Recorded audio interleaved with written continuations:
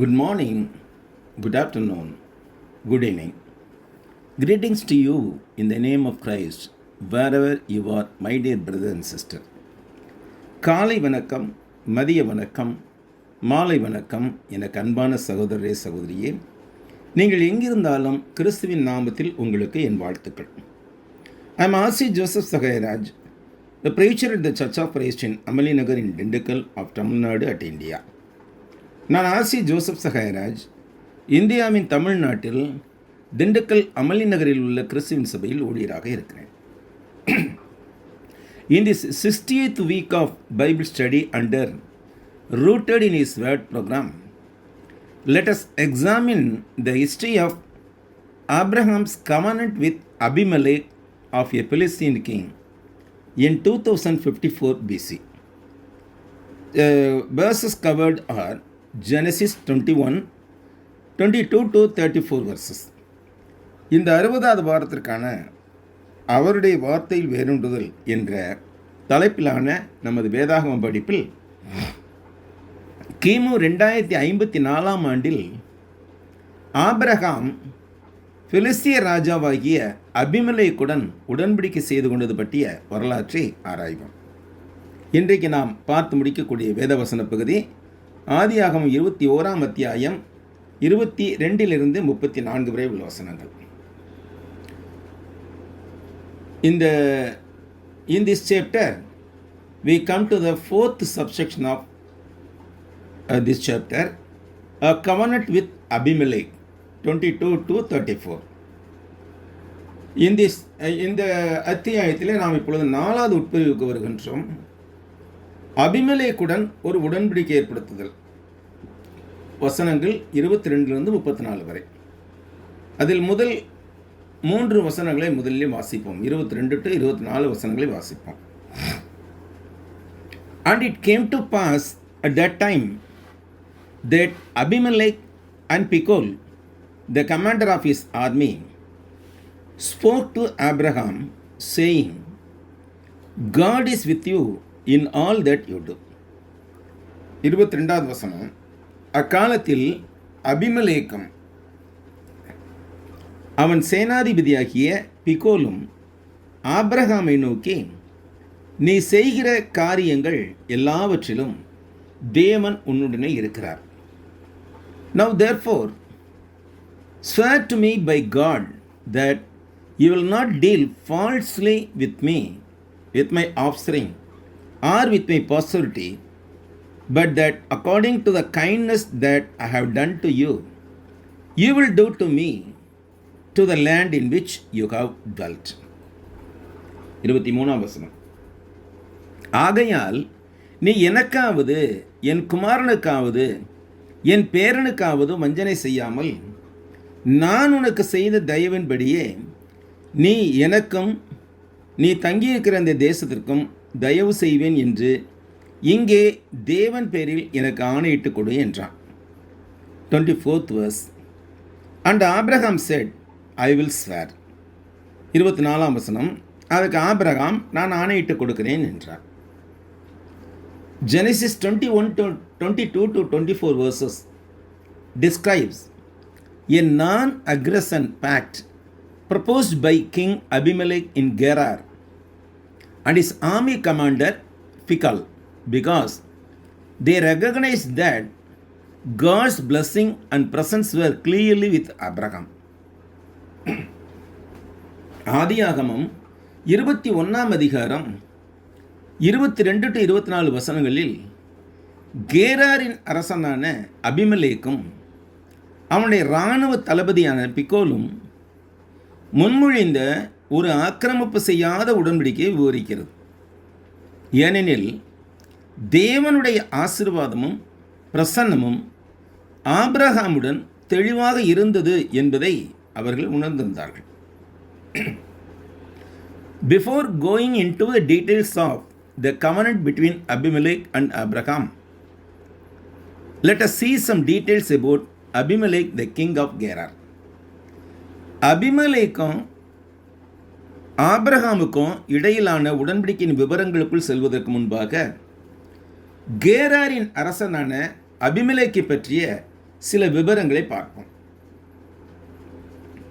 Abimelech, king of Gerar, was a Philistine king mentioned in the Hebrew Bible. கேராரின் அரசனான Abimelech எபிரேய வேதாகமத்தில் குறிப்பிடப்பட்டுள்ள ஒரு பெலிஸ்திய மன்னன் ஆவான். His connection with the patriarch Abraham and Isaac illustrate the concepts of moral integrity, divine intervention and covenant. Abraham மற்றும் ஈசாக்கு ஆகிய கோத்திர பிதாக்களுடனான அபிமெலேக்கின் தொடர்புகள் தார்மீக நேர்மை, தெய்வீக தலையீடு மற்றும் உடன்படிக்கை என்ற கருத்துக்களை காட்டுகின்றன. மீனிங் ஆஃப் த நேம், இந்த பெயரின் அர்த்தம் என்னவென்று பார்க்கும்போது, my father is king or father of a king is a direct translation of the Semitic name Abimelech. என் தந்தை அரசர் அல்லது ஒரு அரசரின் தந்தை என்பது அபிமெலேக் என்ற செமிட்டிக் பெயரின் நேரடி மொழிபெயர்ப்பாகும். Royal title, similar to pharaoh in Egypt, Abimelech seems to have been a hereditary or common royal title for the Philistine rulers of Gerar region. அரச பட்டம் எகிப்தில் உள்ள பார்வோன் என்பதைப் போலவே கேரார் என்ற பிராந்தியத்தில் இருந்த பெலிஸ்திய ஆட்சியாளர்களுக்கு அபிமெலேக் என்பது ஒரு வம்சாவளி அல்லது பொதுவான அரச பட்டமாக இருந்ததாக தெரிகிறது. Meeting with Abraham, Genesis 20 and 21st chapters. ஆபிரகாமுடனான சந்திப்பு, ஆதியாகமம் 20 மற்றும் 21வது அத்தியாயங்கள். First, the Sarah incident. While Abraham was traveling to Gerar, he feared for his life and introduced his wife Sarah as his sister. Abimelech took Sarah into his royal household.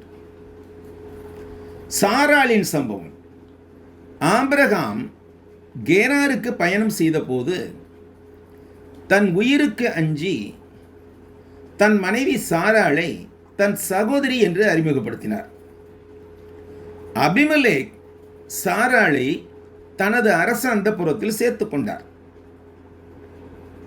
Divine warning.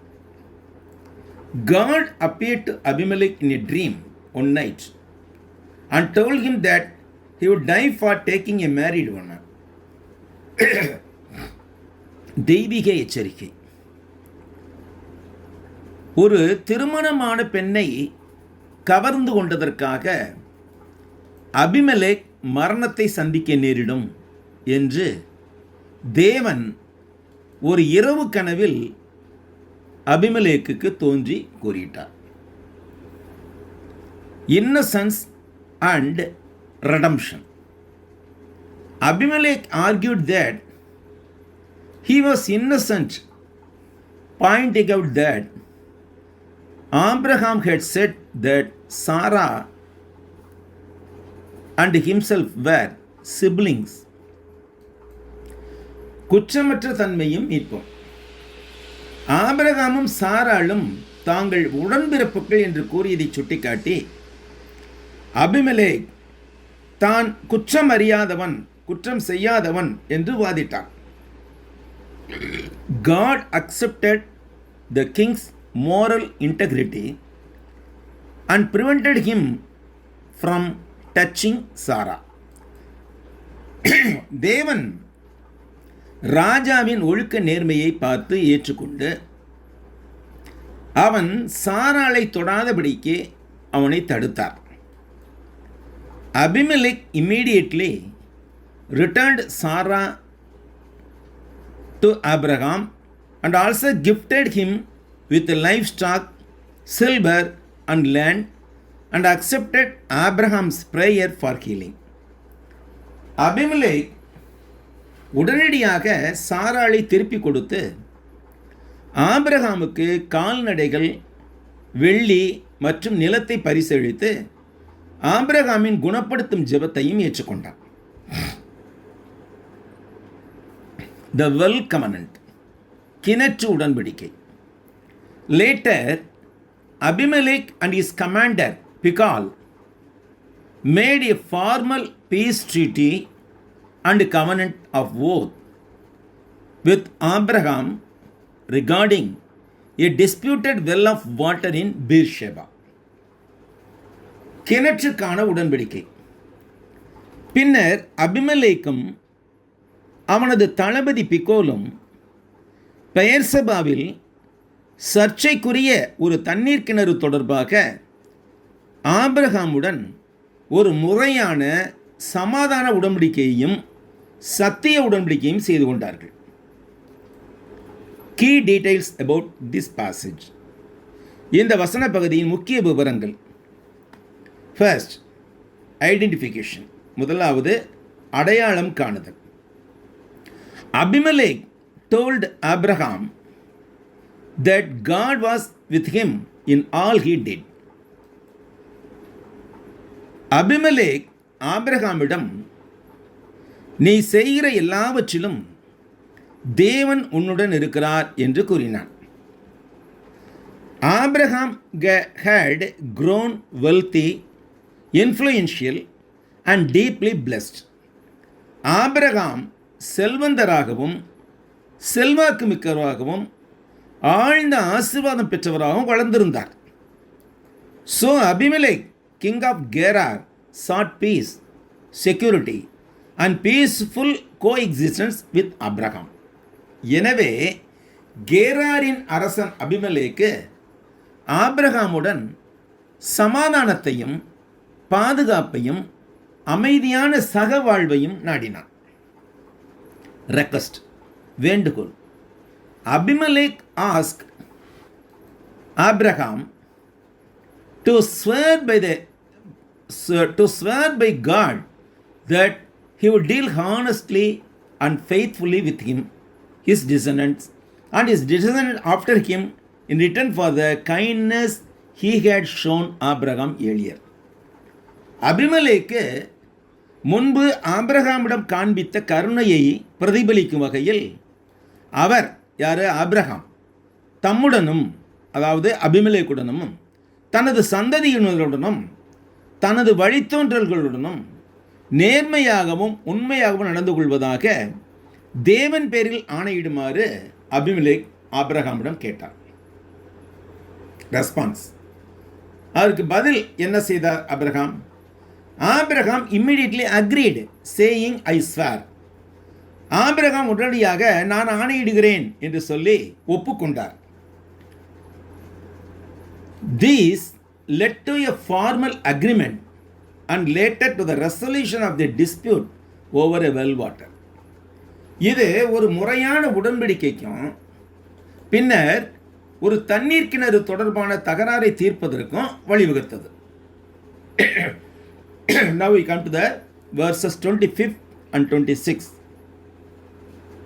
Then Abraham rebuked Abimelech because of a well of water which Abimelech's servants had seized.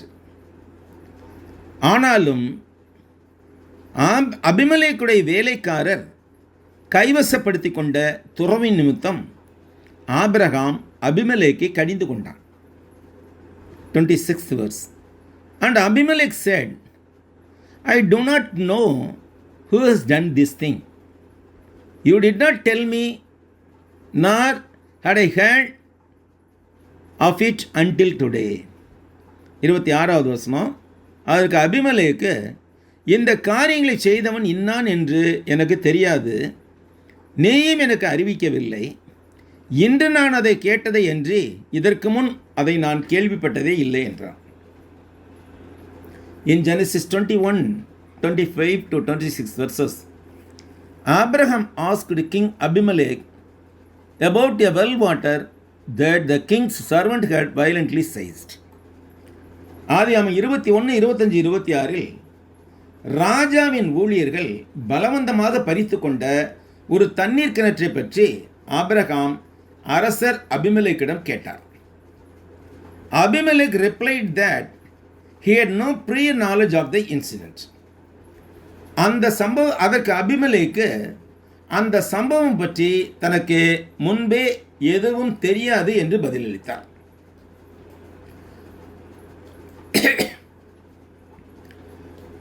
Context and meaning. இதனுடைய சந்தர்ப்ப சூழலும் அர்த்தமும் என்ன என்பதை பார்ப்போம். Setting. First, கள அமைவு. This conversation took place at Beersheba during a treaty meeting between Abraham and Abimelech, the Philistine king of Gerar. Abimelech sensed that God was with Abraham. கள அமைவு. பெயர்செபாவில் ஆபிரகாமுக்கும் கேராரின் பெலிஸ்திய அரசனான அபிமெலேக்குக்கும் இடையே நடந்த ஒரு உடன்படிக்கை செய்யும் கூட்டத்தின் போது இந்த உரையாடல் நடந்தது. தேவன் ஆபிரகாமுடன் இருக்கிறார் என்பதை அபிமெலேக்கு உணர்ந்திருந்தான். Conflict versus 25. மோதல் வசனம் 25. ஆபிரகாம் பிரசன்ட் எ ஸ்பெசிஃபிக் கிரீவன்ஸ். ஆபிரகாம் ஒரு குறிப்பிட்ட குறைபாட்டை முன்வைத்தார். He rebuked or complained to Abimelech because King Abimelech's men had violently seized a well that Abraham's servants had dug. Abraham ஒரு குறிப்பிட்ட குறையை முன்வைத்தார். அரசன் அபிமெலேக்கின் ஆட்கள் ஆபிரகாமின் ஊழியர்கள் தோண்டிய ஒரு கிணற்றை வன்முறையாக பறித்து கொண்டதால் அவர் அபிமெலேக்கை கடிந்து கொண்டார் அல்லது முறையிட்டார். In the dry desert, a well of water was a matter of life and death for Noah's family and livestock. வறண்ட பாலைவனத்தில் ஒரு நாடோடியின் குடும்பத்திற்கும் கால்நடைகளுக்கும் ஒரு தண்ணீர் கிணறு என்பது வாழ்வா சாவா என்பதை தீர்மானிக்கும் ஒன்றாக இருந்தது. Answer verse 626. இப்போது இதற்கு பதிலை நாம் பார்க்கிறோம். அபிமெலேக் என்ன பதில் கூறினார் என்பதை 26ஆம் வசனத்தில் பார்க்கிறோம். Abimelech denied it, stated that he was never heard of that theft and that Abraham did not inform him beforehand. அபிமெலேக்கு அதை பற்றி தனக்கு எதுவும் தெரியாது என்று கூறி அந்த கிணற்று திருட்டை பற்றி அதுவரை கேள்விப்பட்டதே இல்லை என்றும் ஆபிரகாம் தனக்கு முன்பே தெரிவிக்கவில்லை என்றும் குறிப்பிட்டார். கீ லெசன்ஸ், முக்கிய பாடங்கள் என்ன? First, honesty and diplomacy. ஒன்றாவது, நேர்மை மற்றும் ராஜதந்திரம். Both men handle this dispute maturely.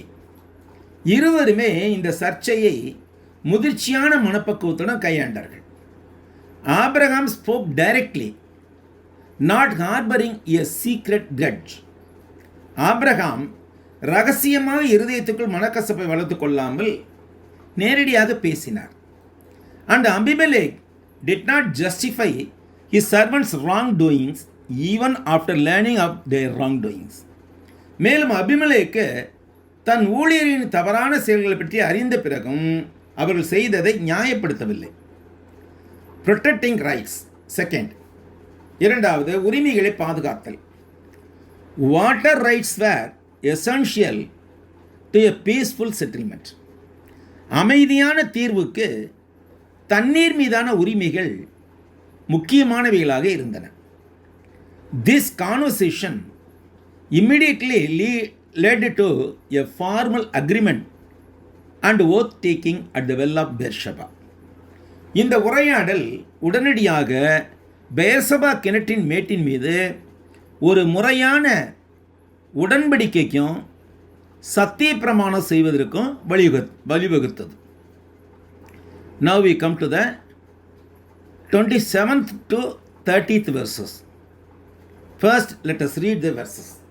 இப்பொழுது நாம் 27 30 வசனம் வரை உள்ள பகுதிக்கு வருகின்றோம். முதலில் வசனங்களை வாசிப்போம். Verse 27. So Abraham took sheep and oxen and gave them to Abimelech, and two of them made a covenant.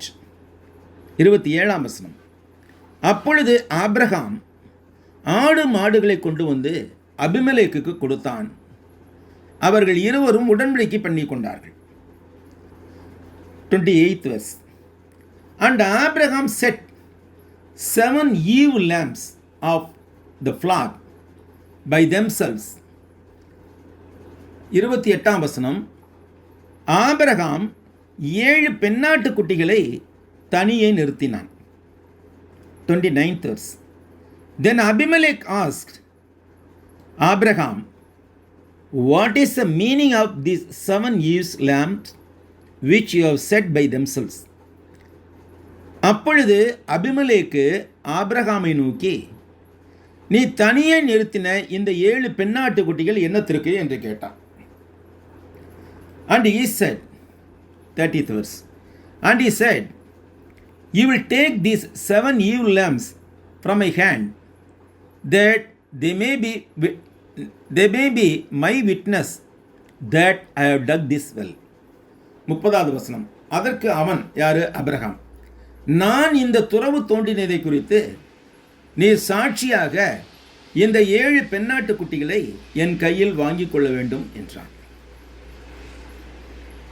Genesis 21, 27 to 30th verses describe Abraham giving livestock to King Abimelech to confirm a peace treaty and setting aside 7 ewe lambs as a legal proof and testimony that Abraham had dug the disputed well of water.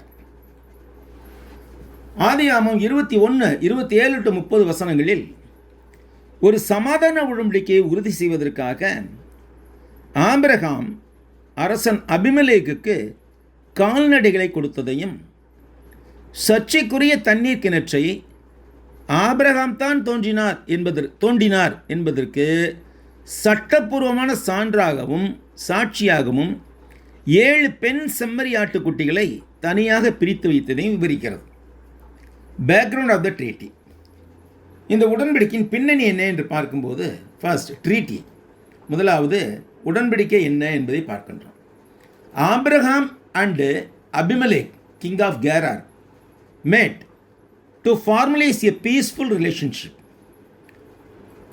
ஒன்றாவது உடன்படிக்கை. ஆபிரகாமும் அபிமெலேக்கும், கேராரியன் அரசன் அபிமெலேக்கும் ஒரு சமாதான உறவை முறைப்படுத்த சந்தித்தனர்.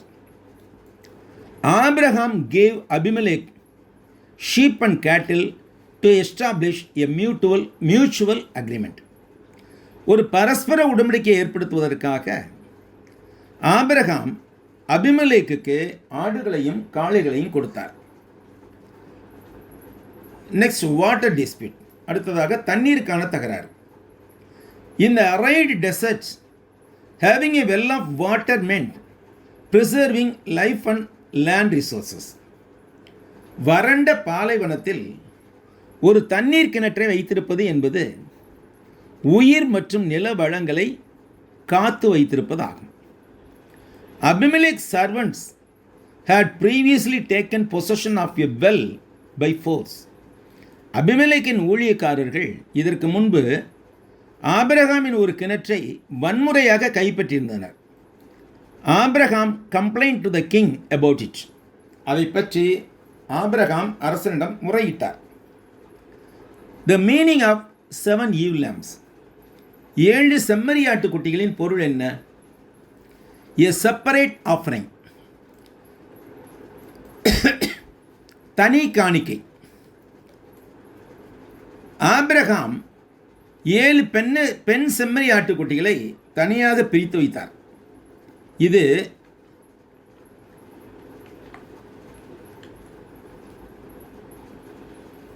அபிமெலேக்குக்கு குழப்பத்தை ஏற்படுத்தியது. which confused Abimelech. A legal witness. Abraham explains that accepting the 7 Eve lamps serves as a legal receipt of or a sure witness that confirms Abraham is the true creator, owner of the well. இந்த 7 ஆட்டுக்குட்டிகளை அபிமெலேக்கு ஏற்றுக்கொள்ள வேண்டும் ஏற்றுக்கொள்வது என்பது கிணற்றின் உண்மையான படைப்பாளி உரிமையாளர் Abraham தான் என்பதை உறுதிப்படுத்தும் ஒரு சட்டப்பூர்வ ரசீதாக அல்லது உறுதியான சாட்சியாக செயல்படும் என்று ஆபிரகாம் விளக்கினார். The name Beersheba. This transaction led to the place being named as Beersheba, meaning well of 7 or well of truth, because the 2 men swore an oath that to confirm their agreement. Beersheba என்ற பெயர். இந்த பரிவர்த்தனை அவ்விடத்திற்கு Beersheba, அதாவது எழுவரின் கிணறு அல்லது சத்தியத்தின் கிணறு என்று பொருள்படும் என்று பெயரிட வழிவகுத்தது. ஏனெனில் அபிரகாமும் அபிமெலேக்கு என்ற 2 மனிதர்களும் அங்கே சத்தியம் செய்து கொண்டு தங்கள் ஒப்பந்தத்தை உறுதிப்படுத்தினார்கள்.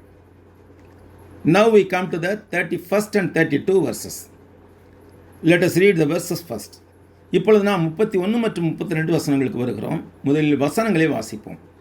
31. Therefore he called that place Beersheba because the 2 of them swore an oath there. அவர்கள் இருவரும் அவ்விடத்திலே ஆணையிட்டு கொண்டபடியால் அந்த இடம் பெயர்செபா எனப்பட்டது. 32. Thus they made a covenant at Beersheba. So Abimelech rose with Pichal, the commander of his army, and they returned to the land of Philistines. 32வது வசனம். அவர்கள் பெயர்செபாவிலே உடன்படிக்கை பண்ணி கொண்ட பின்பு அபிமெலேக்கும் அவன் சேனாதிபதியாகிய பிக்கோலும் எழுந்து பெலிஸ்தருடைய தேசத்திற்கு திரும்பி போனார்கள். Genesis 21:31-32 describes how Abraham and King Abimelech, after swearing a formal agreement, named the place of their peace treaty Sheba, meaning a well of truth. ஆதியாகமம் 21:31-32 வசனங்களில் ஆபிரகாமும் அரசன் அபிமெலேக்கும் ஒரு முறையான உடன்படிக்கையை சத்தியம் செய்து கொண்ட பிறகு தங்கள் சமாதான உடன்படிக்கையின் இடத்திற்கு பெயர்செபா, அதாவது சத்தியத்தின் கிணறு என்று பெயரிட்டதை விவரிக்கிறது. Naming Beersheba, verse 31. பெயர்செபாவுக்கு பெயரிடுதல் 31வது வசனம். Oath. Because Abraham and Abimelech had sworn to each other there for peace and righteousness, that place was named as Beersheba. ஆபிரகாமும் அபிமெலேக்கும் அங்கே சமாதானத்திற்காகவும் நேர்மைக்காகவும் பரஸ்பரம் ஒருவருக்கொருவர் சத்தியம் செய்து கொண்டதால் அந்த இடத்திற்கு பெயர்செபா என்று பெயரிடப்பட்டது. Meaning of the name Beersheba. Beersheba என்ற பெயரின் அர்த்தம் என்னவென்று பார்க்கும்போது, in Hebrew language this name is related to 2 concepts. எபிரேய மொழியில் இந்த பெயர் 2 கருத்துக்களுடன் தொடர்புடையதாக இருக்கிறது. First, well of truth. Beer means well and Sheba means truth. First, சத்தியத்தின் கிணறு. பெயர் என்றால் கிணறு, செபா என்றால் சத்தியம் என்று அர்த்தப்படும். And another meaning is 7 wells. Bear, Seba. Seba means well. Sorry, bear means well. Seba means 7. This refers to the 7 Eve lamps that Abraham gave to Abimelech as a legal proof for that he had dug the disputed well. பெயர் என்றால் கிணறு, செபா என்றால் சத்தியம், மற்றும் செபா என்பது 7 என்று அர்த்தப்படும். அதனாலே இந்த கிணற்றுக்கு சத்தியத்தின் கிணறு அல்லது எழுவரின் கிணறு என்று அர்த்தமாகிறது எபிரேய பெயரில் பெயர்செபா என்பது. This refers to the 7 emblems that Abraham gave to Abimelech as a legal proof that he had dug the disputed well. சர்ச்சைக்குரிய கிணற்றை ஆபிரகாம் தோண்டினார் என்பதற்கு சட்டப்பூர்வமான ஆதாரமாக ஆபிரகாம் அபிமெலேக்கு கொடுத்த 7 பெண்ணாட்டுக்குட்டிகளை இந்த பெயர் குறிக்கிறது. Covenant and departure, verse 32. உடன்படிக்கையும் புறப்பாடும், வசனம் 32. Formal covenant, முறையான உடன்படிக்கை. Verse 32 states that they officially concluded their covenant, a binding legal and a relationship agreement at that very well. அவர்கள் உடன்படிக்கையை, அதாவது கட்டுப்படுத்துகின்ற சட்ட மற்றும் உறவுமுறை ஒப்பந்தத்தை அந்த கிணற்றின் அருகிலேயே அதிகாரப்பூர்வமாக முடித்து கொண்டார்கள் என்று வசனம் 32 குறிப்பிடுகிறது. The king's return, அரசன் திரும்புதல். Abimelech and Phicol, his army commander, left Abraham in the peace and returned safely to the land of Philistines. அபிமெலேக்கும் அவனது படைத்தளபதியான பிகோலும் ஆபிரகாமை சமாதானமாக இருக்கும்படி விட்டுவிட்டு பெலிஸ்தரின் தேசத்திற்கு பாதுகாப்பாக திரும்பினார்கள். This incident shows that a foreign king recognized God's blessing on Abraham and chose cooperation over conflict. இந்த நிகழ்வு ஒரு புறையினத்து அரசன் ஆபிரகாமின் மீதுள்ள தேவனின் ஆசீர்வாதத்தை உணர்ந்து மோதலை காட்டிலும் ஒத்துழைப்பை தேர்ந்தெடுத்து கொண்டதை காட்டுகிறது. Now we come to the final part of this chapter, verses 33 and 34. இப்பொழுது நாம் இந்த அத்தியாயத்தின் கடைசி பகுதிக்கு, அதாவது 33 மற்றும் 34 வசனங்களுக்கு வருகின்றோம். First let us read the verses. முதலாவது நாம் வசனங்களை வாசிப்போம். Verse 33, வசனம் 33. Then Abraham planted a tamarisk tree in Beersheba and there called on the name of the Lord, the everlasting God. 33 வசனம் சொல்லுகிறது, ஆபிரகாம் பெயர்செபாவிலே ஒரு தோப்பை உண்டாக்கி சதா காலமுள்ள தேவனாகிய கர்த்தருடைய நாமத்தை அவ்விடத்தில் தொழுது கொண்டான். இங்கே ஆங்கிலத்தில் மற்றும் எபிரேய மொழியிலே ஆபிரகாம் ஒரு புளிய மரத்தை நட்டான் என்று வருகிறது. ஆனால் தமிழிலே ஆபிரகாம் ஒரு தோப்பை உண்டாக்கினான் என்று சொல்லப்படுகிறது. இது ஏன் இந்த குழப்பம் என்று எனக்கு தெரியவில்லை. ஆனால் எபிரேய மொழியிலே ஒரு புளிய மரத்தை நட்டான் என்று தான் டாமரிஸ் ட்ரீ என்று தான் சொல்லப்படுகிறது. Genesis 21:33 and 34 describes Abraham planting a tamarisk tree in Beersheba where he worshipped the eternal God El-Olam and spent a long time in the land of Philistines.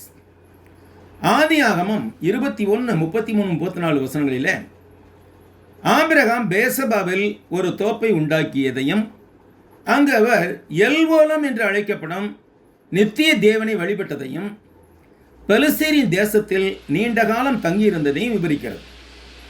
Key features and meaning, முக்கிய அம்சங்களும் அர்த்தமும். Planting a grove. Abraham planted a grove according to Tamil translation, but in English and Hebrew language Abraham planted a tamarisk tree that would last a long time. தோப்பு உண்டாக்குதல் என்று தமிழில் மொழிபெயர்க்கப்பட்டுள்ளது. ஆனால் ஆங்கிலத்தில் இது டாமரிஸ்க் tree, planted ஏ டாமரிஸ்க் tree, ஒரு tree என்று தான் சொல்லப்படுகிறது. எபிரேய மொழியிலே அப்படித்தான் சொல்லப்பட்டிருக்கிறது. தமிழிலே தான் சற்று குழப்பம் உள்ளது. ஆபிரகாம் நீண்ட காலம் வாழக்கூடிய மரங்கள் கொண்ட ஒரு தோப்பை உண்டாக்கினார் என்ற அர்த்தத்திலே தமிழ் மொழிபெயர்ப்பு வருகின்றது. Unlike a temporary tent, planting a tree was a permanent act. ஒரு தற்காலிக கூடாரத்தை போல் அல்லாமல் ஒரு மரக்கன்றை நடுவது என்பது ஒரு நிரந்தரமான செயலாகும். This showed his faith and patience that God would fulfill his promise to give the land to his descendants over many decades. பல பத்தாண்டுகளில் தமது சந்ததியினருக்கு தேசத்தை கொடுப்பதாக தேவன் அளித்த வாக்குறுதியை நிறைவேற்றுவார் என்ற அவரது நம்பிக்கையையும் பொறுமையும் இது காட்டிற்று. எல்வோலம் eternal God.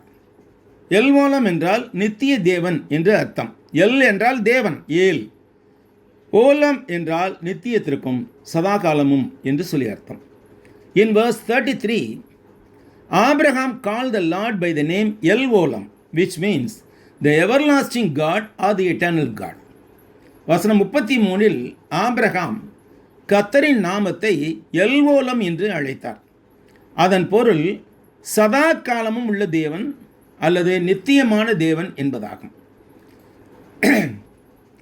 The title highlights God's unchanging nature, stability and timeless sovereignty in contrast to the temporary human covenants and the changing circumstances. தற்காலிக மனித உடன்படிக்கை மற்றும் மாறிக்கொண்டே இருக்கும் சூழ்நிலைகளுக்கு மாறாக இந்த பட்டம் தேவனுடைய மாறாத தன்மை, நிலைத்த தன்மை மற்றும் காலம் கடந்த இறையாண்மை ஆகியவற்றை எடுத்து காட்டுகிறது. ஸ்டேயிங் ஃபார் மெனி டேஸ், பல நாட்கள் தங்குதல்.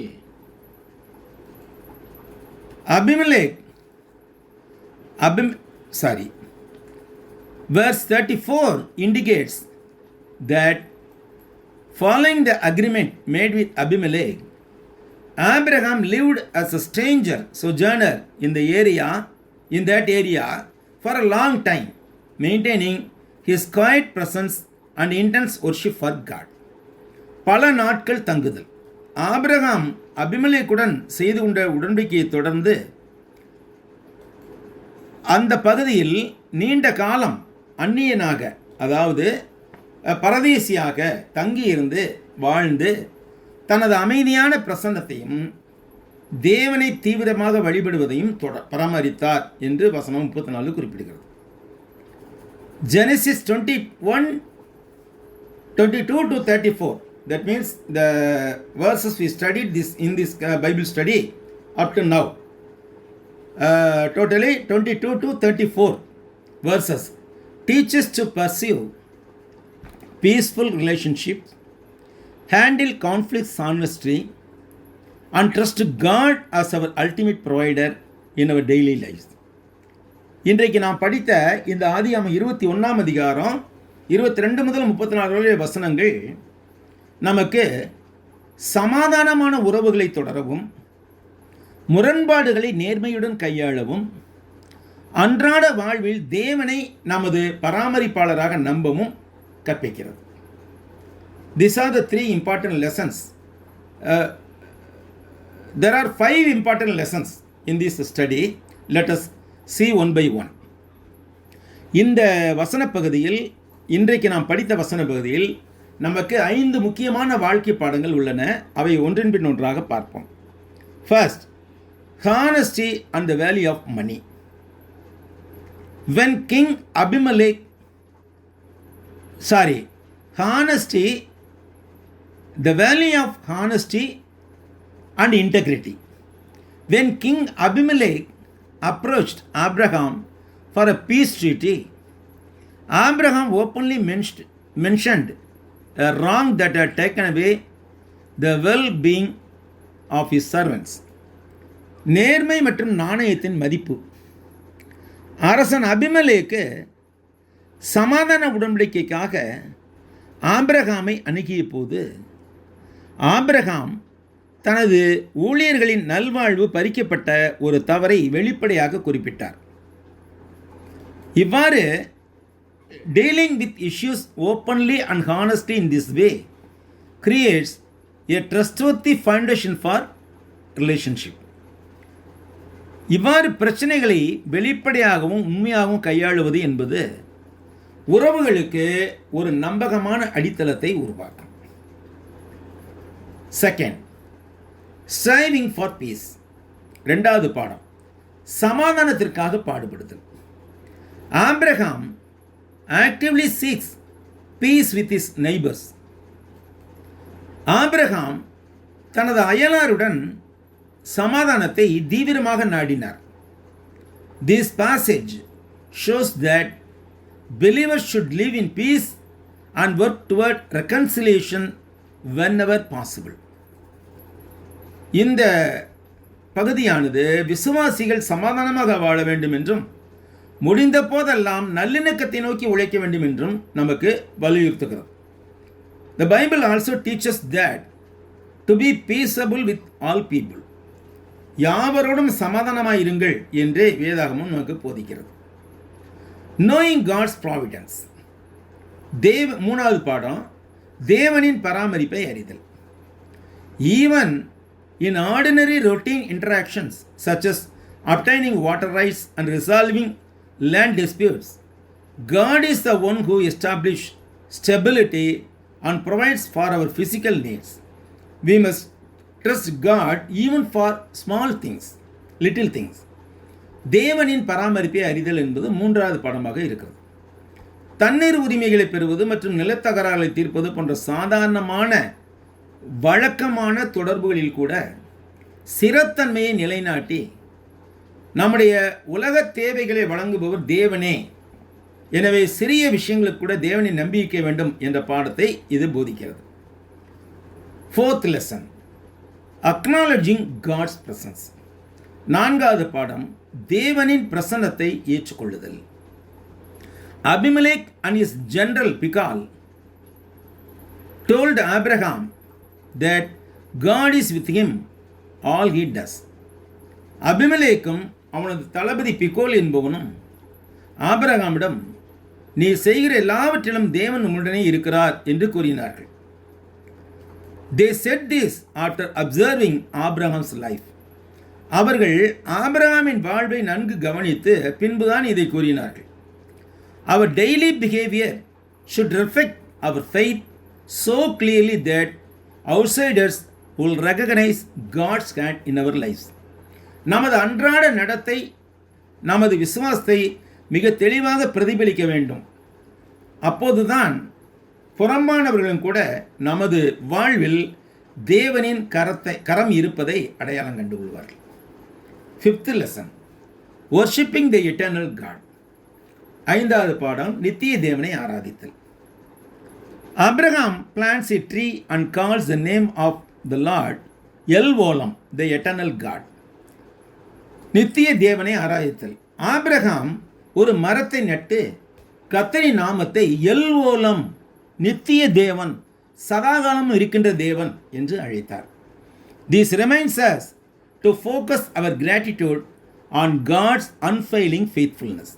இது தேவனின் முடிவில்லாத உண்மையுள்ள தன்மையில் நமது நன்றியுணர்வை நிலைநிறுத்த நமக்கு நினைவூட்டுகிறது. With this, we conclude this week's Bible study under the topic Rooted in His Word. அவருடைய வசனத்தின் வேரூன்றுதல் என்ற தலைப்பிலான இந்த வாரத்திற்கான படிப்பை நாம் இத்துடன் முடித்துக் கொள்வோம். The Lord wills, next week on the same day at the same time, we will examine the history of Abraham received a command from the God to offer his son Isaac as a sacrifice. கர்த்தருக்கு சித்தமானால் அடுத்த வாரம் இதே நாளில் இதே நேரத்தில் Abraham தனது மகன் ஈசாக்கை பலியாக செலுத்தும்படி தேவனிடமிருந்து கட்டளை பெற்றுக்கொண்ட வரலாற்றை ஆராய்வோம். My heartfelt thanks to our dear brother Thunder Kirk and his team for the excellent work in broadcasting this study through Ignite Radio. Ignite வானொலி மூலமாக இந்த படிப்பை ஒளிபரப்பும் பணியை சிறப்பாக செய்து வரும் அன்புக்குரிய சகோதரர் தண்டர் கிர்க் மற்றும் அவரது குழுவினருக்கு எனது மனமார்ந்த நன்றி. My sincere thanks to dear brother David, brother Jack Williams and sister Deepthi Williams for the excellent work in broadcasting this program in India. இந்த வானொலி ஒளிபரப்பை இந்தியாவில் மிகச் சிறப்பாக செய்து வரும் அன்பான சகோதரர் டேவிட் மற்றும் சகோதரர் ஜாக் வில்லியம்ஸ் மற்றும் சகோதரி தீப்தி வில்லியம்ஸ் ஆகியோருக்கு என் மனமார்ந்த நன்றி. My heartfelt thanks to all the beloved brothers and sisters who listened to this broadcast from beginning to end. இந்த ஒலிபரப்பை தொடக்கம் முதல் நிறைய வரை கவனித்து கேட்ட அன்புமிக்க சகோதரர்கள் சகோதரிகள் யாவருக்கும் என் மனமார்ந்த நன்றி. Until we meet again, I am praying for you. மீண்டும் சந்திக்கும் வரை நான் உங்களுக்காக ஜெபிக்கிறேன். Greetings to all of you, to my dear brothers and sisters. உங்கள் அனைவருக்கும் என் வாழ்த்துக்கள், எனக்கு அருமையான சகோதரர்களே சகோதரிகளே.